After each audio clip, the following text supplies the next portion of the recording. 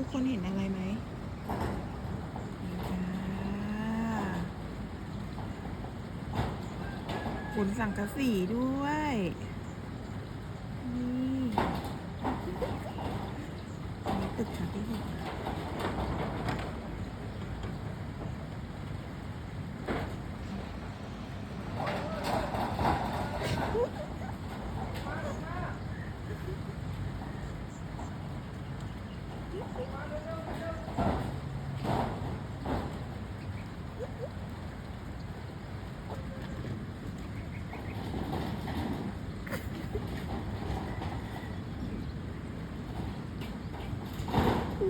ตัวแสบดูขึ้นมานี่แล้วตัวนี้แล้วขึ้นมานี่แล้ว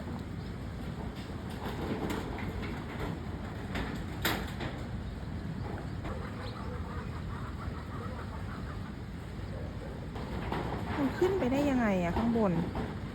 มันขึ้นช่องไหนวะ